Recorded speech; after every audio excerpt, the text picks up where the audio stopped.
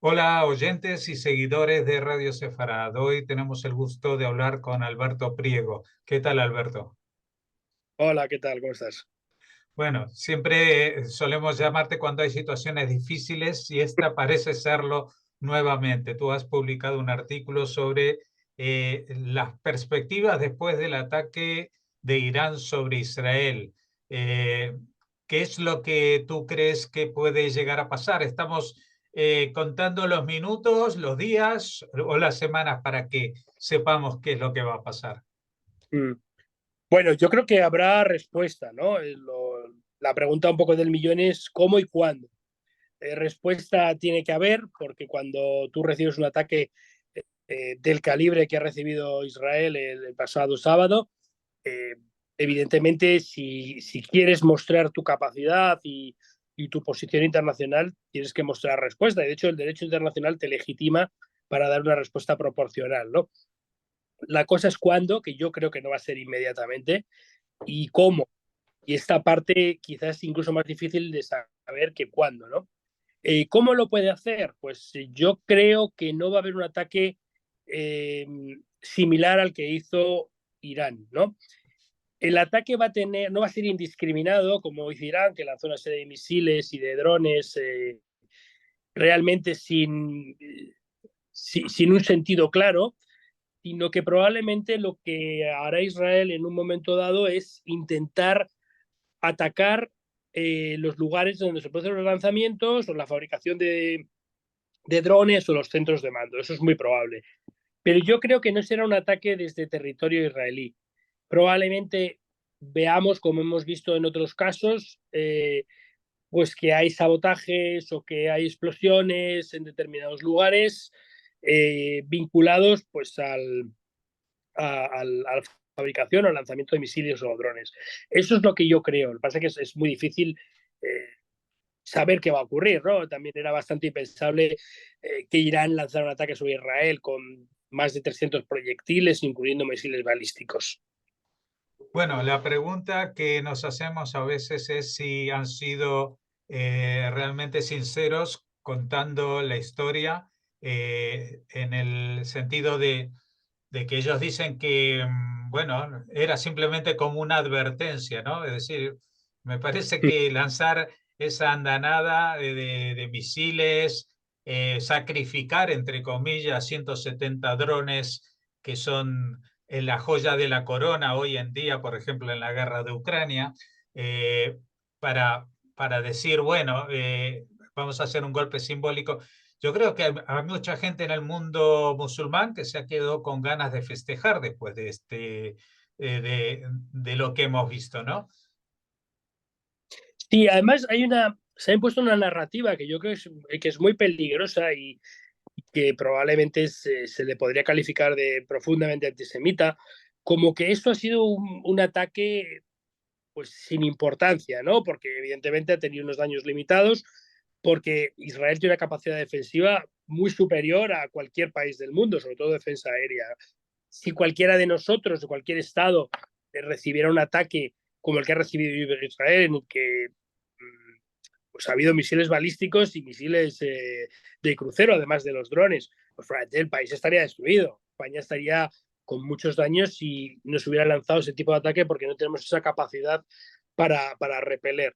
Incluso yo he oído eh, que el ataque es un pacto a tres bandas entre Irán, Israel eh, y Estados Unidos. O sea, sinceramente me parece un disparate absoluto pensar que un Estado pacte con otro que te voy a lanzar una serie de misiles. Es decir, el ataque es de muchísima gravedad, eh, es un acto de violación del derecho internacional, es un intento pues de hacer daño, evidentemente. Otra cosa es que desde el punto de vista estratégico no esté bien planteado, porque los drones que van a una velocidad de unos 180 kilómetros por hora tardan unas 10 horas en llegar, y los misiles que van más rápido tardan entre una hora y media y 2 horas en llegar. Es decir, que es profundamente predecible. Si Israel tiene capacidad para destruir los misiles que lanza Hezbollah o Hamas, que están en la frontera, pues vamos a hacernos una idea de lo que puede ocurrir cuando te mandan un misil que está a 1.600 kilómetros. Pero eso no le quita gravedad al asunto. También es verdad que a Irán le tenemos siempre como una superpotencia armamentística y militar, Irán no es tal cosa. Irán es un país con mucha mala voluntad en muchos casos, pero que tiene muchas limitaciones militares, ¿no? Lo que ocurre es que nadie entra a Irán a intentar hacerle daño militarmente hablando, ¿no? La fabricación de los drones pues es relativamente sencilla, pero son drones muy rudimentarios, ¿no? Ni siquiera llevan un visor o una cámara que te permite modificarlos. Se les programa con los agentes 136, que son los que se han utilizado, con un destino y no se puede modificar esa trayectoria. Pero es verdad que sería muy difícil, por ejemplo, para España, para Francia, para Italia, repeler con esa efectividad que lo ha repelido Israel. Por eso digo que yo creo que es un acto que podemos calificar de antisemita, plantear que bueno, esto es un ataque de poca monta, que es un ataque que se ha hecho para no hacer daño, es un ataque que se ha hecho con muy mala voluntad, con la voluntad de hacer daño. Otra cosa es que pueda estar mal planeado y que el Estado al que se ha atacado tenga mucha capacidad para repeler. Bueno, aparte de lo que has comentado, yo creo que esto de alguna manera incluso ha ayudado a Israel en la escena internacional, es decir, solamente a nivel de industrias de defensa, la capacidad que ha demostrado Israel, que luego también está en el plano internacional, que no todos las cosas esas que volaban las derribó Israel. Y, Sí. y es muy significativo quién derribó y quién ayudó a derribarlas, porque no es solamente los barcos de Estados Unidos, la flotilla esa de Inglaterra y con Francia, sino que también estuvieran metidos en la historia Arabia Saudita, que dice que solamente ha informado, pero que Jordania se ha puesto en el papel de, oiga, usted me está atacando por encima, pero esto también es una agresión para mi espacio aéreo y está muriendo, y murieron gente en Jordania. En Israel no murió nadie, pero en Jordania murieron 3 personas. Esto, por eso digo de que de alguna manera esto ha reforzado, se hablaba en las semanas anteriores a que el papel de los países que estaban en los acuerdos de Abraham se podrían debilitar por esta invasión, etcétera, etcétera. Pero yo lo que creo es que esto se está fortificando, es decir, que los países árabes más amenazados por Irán se están animando a acercarse más a Israel y no descarto que en algún momento pueda haber una coalición abierta, ¿no? ¿O tú cómo lo ves? Sí, aquí hay dos elementos. Uno que le quita la careta a Irán, ¿no? Pues es verdad que China le puso una careta de actor responsable y bueno cuando medió para que volvieran a tener relaciones diplomáticas Arabia Saudí e Irán, y eso fue un elemento muy negativo para la estabilidad regional.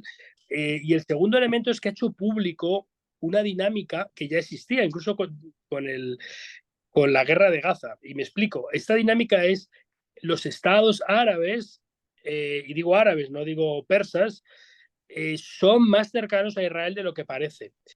Irán lanzó 300 proyectiles, pero no es la primera vez que en el último año Israel es atacado desde el exterior.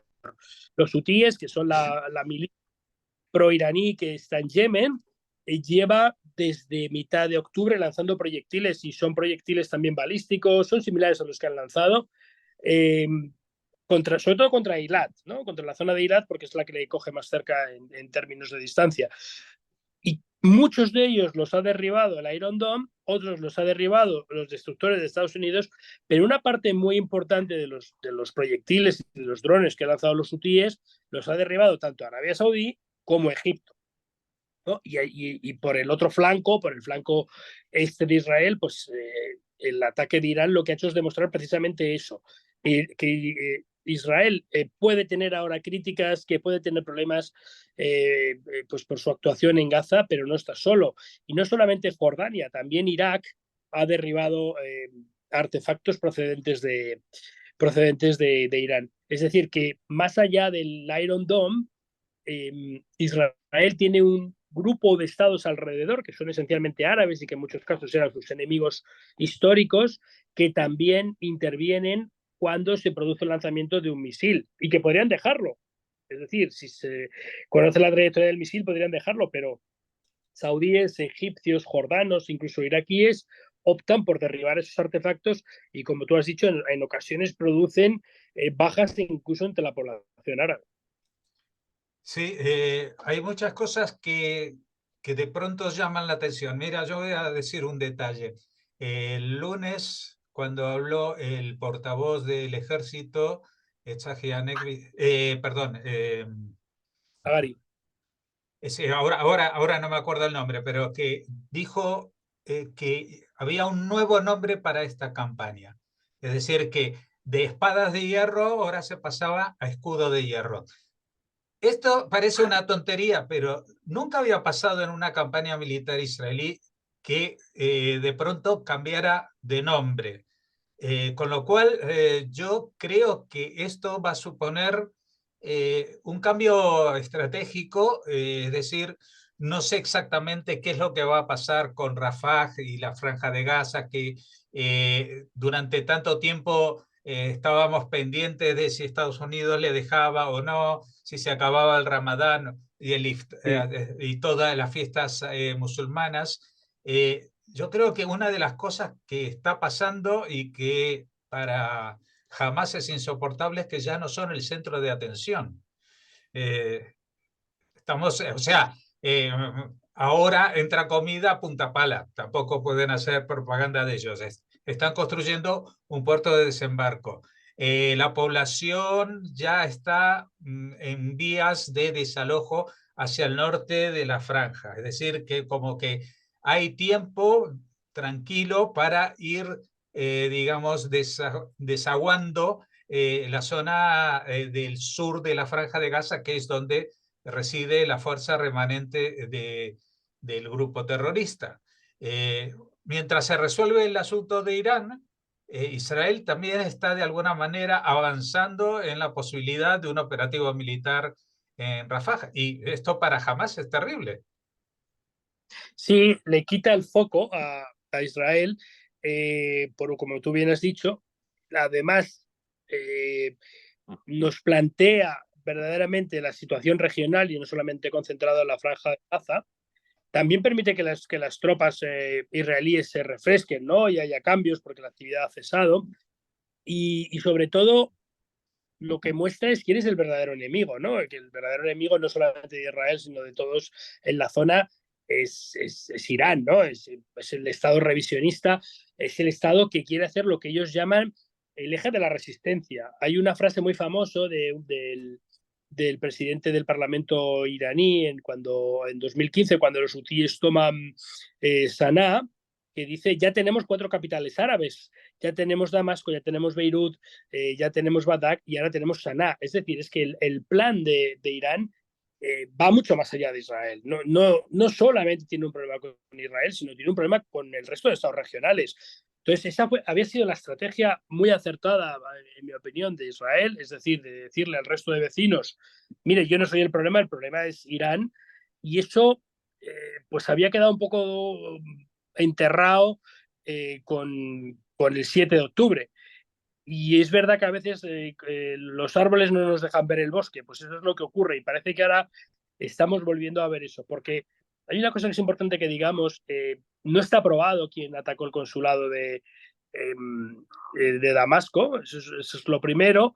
Eh, si asumimos y podemos demostrar que ha sido Israel, la respuesta no es la que hizo Irán, la respuesta que nos da el derecho internacional es ir al Tribunal Internacional de Justicia, a la Corte Internacional de Justicia, y pedir reparaciones. Por ejemplo, en el caso de España, a España le quemaron la embajada en el año 75 en Lisboa, le quemaron la embajada en Guatemala en los años 80, asaltaron la embajada en Kabul en 2014 y en ninguno de estos casos decidimos bombardear con 300 misiles ni Portugal, ni Guatemala, ni Afganistán. Entonces, si asumimos que Israel es el culpable del bombardeo y lo podemos demostrar, la única opción posible que tiene Irán es ir a la Corte Internacional de Justicia y pedir reparaciones, porque así está reflejado en la Convención de Viena del 61, de la que Irán es firmante. Es decir, se renuncia al uso de la fuerza. Irán no ha renunciado al uso de la fuerza, al revés. Ha hecho un ataque ilegal y desproporcionado respecto de lo que asume que ha hecho Israel previamente. Sí, bueno, el tema de la autoría, evidentemente hay que demostrarlo, aunque es más que evidente que todo apunta a que Israel no es la primera vez que actúa en territorio sirio, también en las oportunidades anteriores generalmente no ha hecho declaraciones sobre la autoría, pero como tú dices, esto no se ha hecho por la vía legal y esto también ha incentivado el compromiso de países como Francia, que al principio del ataque del 7 de octubre estaba muy cerca de Israel y luego ya fue diluyéndose ese apoyo. ¿Tú crees que puede pasar lo mismo? Es decir, cuando fue el 7 de octubre, muchos países se declararon eh, su apoyo a Israel en ese momento. Incluso España, no todo el gobierno, no el sector Podemos, que dijo que esto era un genocidio, pero del otro lado, pero sí que el gobierno español también se sumó a ese tipo de apoyos y con el paso del tiempo, y no mucho tiempo, pues ese castillo de apoyos se vino abajo. ¿Tú crees que sucederá también en este caso si el ataque contra Irán, la respuesta es demasiado contundente? Yo creo que no, porque el problema de lo que ha venido después del 7 de octubre es que probablemente Israel no tenía mucha opción, pero Israel ha llevado, jamás ha llevado a Israel a donde quería que estuviera, ¿no? La ha llevado a una guerra con invasión terrestre, con bajas, con dificultades para distinguir civiles de militares. Es decir, de esas operaciones urbanas se sale muy mal. De ahí salieron mal los rusos en Grozny, de ahí salieron mal los americanos en distintas ciudades de Irak, salieron mal los americanos en Afganistán. Es decir, ese tipo de operaciones no suelen acabar bien para el que las emprende. Lo que pueda ocurrir en Irán va a ser distinto porque la naturaleza de la operación va a ser diferente. Entonces ahí las críticas internacionales van a ser muchísimo menores. Además, no es lo mismo la imagen que pueda tener Gaza y los gazatíes que la imagen que puedan tener los iraníes. Es decir, el elemento de ser un Estado, revisionista, de ser un Estado que ha embarrado mucho la sociedad internacional, ese elemento va a pesar mucho a la hora de hacer juicios sobre lo que se pueda llevar a cabo. Y una última pregunta que tiene que ver casi con la política nacional, es la campaña que está llevando el presidente Sánchez en el mundo para proclamar un Estado palestino justo ahora. ¿Cómo lo ves? ¿Viable? Es decir, me imagino que esto es una declaración que cada país puede hacerla o dejar de hacerla y no compromete en nada, pero ¿es acertada? ¿Crees que se sumarán otros? Sí, a ver, yo creo que va a haber más de uno que se va a sumar. Es decir, la Unión Europea ya hay muchos estados que lo reconocen y a nivel internacional 130 estados reconocen. Que vaya a cambiar algo, yo sinceramente, por lo menos a corto plazo, no lo veo. También es verdad que es un compromiso o una rémora que el gobierno tiene que pagar por los socios con los que va. Y también es verdad que el partido de la oposición lo llevaba en su programa electoral. ¿Qué va a cambiar? Probablemente nada, porque en Madrid tenemos a una delegación paradiplomática que actúa como una delegación diplomática del Estado, creo que se llama el Estado palestino, y lleva muchos años aquí. Tiene ahí su sede al lado de la Anunciatura, en Pío Tío XII, 12. y creo que va a cambiar poco. Es decir, el estatus que se le da es prácticamente de un Estado. Yo creo que si se hace una declaración, lo que se debería hacer es unas exigencias. Es decir, creo que para mí la solución de los dos estados es buena, siempre que de hecho está contemplado en Oslo, siempre que se consiga que la parte palestina acepte la existencia de Israel de forma verdadera, ¿no? Que no diga que existe, pero luego voy a atacar. Y un compromiso público de rechazo de a quien reconocemos como gobierno legítimo, que entiendo que será el gobierno que está en Ramallah, rechazo público de Hamas, condenas de denominarle grupo terrorista, una cooperación efectiva, etcétera. Una serie de exigencias. Ahí sí, podríamos retomar el plan de Olmert de 2007, que yo creo que es el mejor plan que han tenido los palestinos en el medio plazo, ¿no? Pero efectos prácticos, creo que esa declaración, más allá del consumo interno de España, va a tener pocos efectos, pero incluso si hay 10 estados de la Unión Europea que se suman más. Pues muchas gracias, Alberto Priego, por compartir con nosotros estas impresiones, estos pensamientos acerca de lo que pasa, lo que pasó y lo que puede llegar a pasar. Y hasta la próxima. Esperemos que en situaciones menos complicadas, pero en general tú te especializas en temas que tienen que ver con asuntos similares a esto, ¿no? Conflictos internacionales. Muchas Esperemos gracias. que menos trabajo. Gracias.